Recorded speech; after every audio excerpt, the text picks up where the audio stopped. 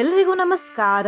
ಹಿಂದಿನ ವಿಡಿಯೋಗಳಲ್ಲಿ ನಾವು ಭಗವದ್ಗೀತೆಯ 9ನೇ ಅಧ್ಯಾಯದ 17 ಶ್ಲೋಕ ಹಾಗೂ ಅವುಗಳ ಅರ್ಥಗಳನ್ನು ತಿಳಿದುಕೊಂಡಿದ್ದೇವೆ.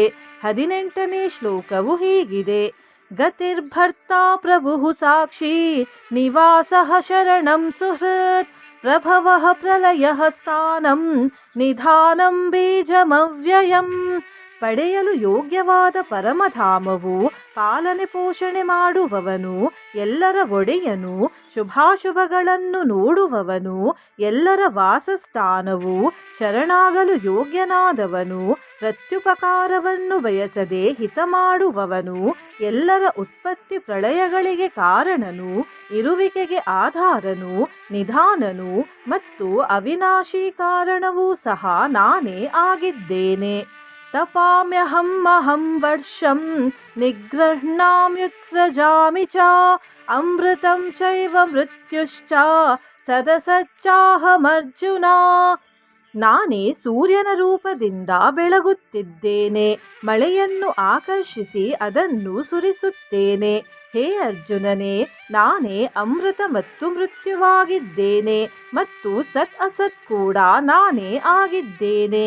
ತ್ರೈವಿದ್ಯಾ ಮಾಂ ಸೋಮಪಾಹ ಪೂತ ಪಾಪ ಯಜ್ಞೈರಿಷ್ಟ್ವಾ ಸ್ವರ್ಗತಿಂ ಪ್ರಾರ್ಥಯಂತೆ ತೇ ಪುಣ್ಯಮಾಸಾದ್ಯ ಸುರೇಂದ್ರಲೋಕಂ ಅಶ್ನಂತಿ ದಿವ್ಯಾನ್ ದಿವಿ ದೇವ ಭೋಗಾನ್. 3 ವೇದಗಳಲ್ಲಿ ವಿಧಿಸಿರುವ ಸಕಾಮ ಕರ್ಮಗಳನ್ನು ಮಾಡುವ, ಸೋಮರಸಪಾನ ಮಾಡುವ ಪಾಪರಹಿತ ಪುರುಷರು ನನ್ನನ್ನು ಯಜ್ಞಗಳ ಮೂಲಕ ಪೂಜಿಸಿ ಸ್ವರ್ಗದ ಪ್ರಾಪ್ತಿಯನ್ನು ಬಯಸುತ್ತಾರೆ.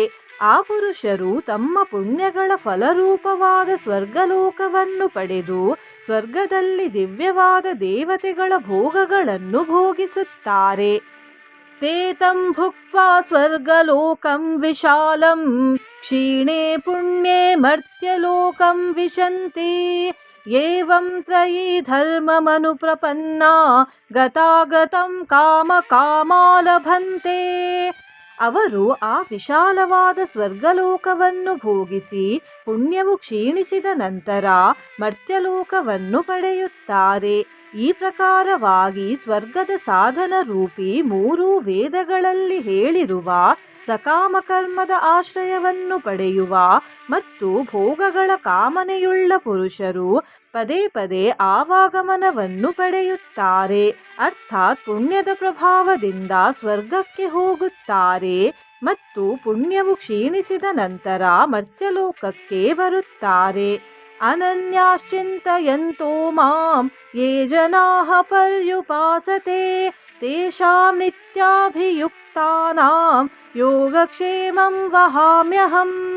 ಯಾವ ಅನನ್ಯ ಪ್ರೇಮಿ ಭಕ್ತ ಜನರು ಪರಮೇಶ್ವರನಾದ ನನ್ನನ್ನು ನಿರಂತರ ಚಿಂತಿಸುತ್ತಾ ನಿಷ್ಕಾಮ ಭಾವದಿಂದ ಭಜಿಸುತ್ತಾರೋ ಆ ನಿತ್ಯ ನಿರಂತರ ನನ್ನ ಚಿಂತನೆಯನ್ನು ಮಾಡುವ ಪುರುಷರ ಯೋಗಕ್ಷೇಮವನ್ನು ನಾನೇ ಸ್ವಯಂ ವಹಿಸಿಕೊಳ್ಳುತ್ತೇನೆ. ಯೇಪ್ಯನ್ಯ ದೇವತಾ ಭಕ್ತಾ ಯಜಂತೆ ಶ್ರದ್ಧಯಾನ್ವಿತಾಃ ತೇಪಿ ಮಾಮೇವ ಕೌಂತೇಯ ಯಜಂತ್ಯ ವಿಧಿಪೂರ್ವಕಂ. ಹೇ ಅರ್ಜುನನೇ, ಒಂದೊಮ್ಮೆ ಶ್ರದ್ಧೆಯಿಂದ ಯುಕ್ತರಾದ ಯಾವ ಸಕಾಮ ಭಕ್ತರು ಬೇರೆ ದೇವತೆಗಳನ್ನು ಪೂಜಿಸಿದರೂ ಅದು ಕೂಡ ನನ್ನ ಪೂಜೆಯೇ ಆಗಿದೆ. ಆದರೆ ಅವರ ಆ ಪೂಜೆಯು ಅವಧಿಪೂರ್ವಕ ಅರ್ಥಾತ್ ಅಜ್ಞಾನಪೂರ್ವಕವಾಗಿದೆ. ಅಹಂ ಹಿ ಸರ್ವಯಜ್ಞಾನಾಂ ಭೋಕ್ತಾ ಚ ಪ್ರಭುರೇವ ಚ ನ ತು ಮಾಮಭಿಜಾನಂತಿ ತತ್ವೇನಾತಶ್ಚ್ಯವಂತಿ ತೇ. ಏಕೆಂದರೆ ಸಂಪೂರ್ಣ ಯಜ್ಞಗಳ ಭೋಕ್ತೃವು ಮತ್ತು ಒಡೆಯನೂ ಕೂಡ ನಾನೇ ಆಗಿದ್ದೇನೆ. ಆದರೆ ಅವರು ಪರಮೇಶ್ವರನಾದ ನನ್ನನ್ನು ತತ್ವದಿಂದ ತಿಳಿಯುವುದಿಲ್ಲ. ಇದರಿಂದ ಪತನರಾಗುತ್ತಾರೆ, ಅರ್ಥಾತ್ ಪುನರ್ಜನ್ಮವನ್ನು ಪಡೆಯುತ್ತಾರೆ. ಇದು ಈ ಅಧ್ಯಾಯದ 24ನೇ ಶ್ಲೋಕ. ಮುಂದಿನ ವಿಡಿಯೋಗಳಲ್ಲಿ ಮುಂದಿನ ಶ್ಲೋಕ ಹಾಗೂ ಅವುಗಳ ಅರ್ಥಗಳನ್ನು ತಿಳಿದುಕೊಳ್ಳೋಣ. ನೀವು ಚಾನಲಿಗೆ ಹೊಸದಾಗಿ ಬಂದಿದ್ದರೆ ಚಾನಲನ್ನು ಸಬ್ಸ್ಕ್ರೈಬ್ ಮಾಡಿ, ಹತ್ತಿರ ಇರುವ ಬೆಲ್ ಬಟನ್ ಪ್ರೆಸ್ ಮಾಡಿ, ಆಲ್ ಅನ್ನುವ ಆಪ್ಷನ್ ಅನ್ನು ಸೆಲೆಕ್ಟ್ ಮಾಡಿ. ವಿಡಿಯೋಗೆ ಲೈಕ್ ಮತ್ತು ಹೈಪ್ ಮಾಡುವುದನ್ನು ಮರೆಯಬೇಡಿ. ಜೊತೆಗೆ ಕೃಷ್ಣ ಕೃಷ್ಣ ಎಂದು ಕಮೆಂಟ್ ಮಾಡಿ. ಮತ್ತೆ ಪುನಃ ಹೊಸ ವಿಡಿಯೋದೊಂದಿಗೆ ಸಿಗೋಣ. ಧನ್ಯವಾದ.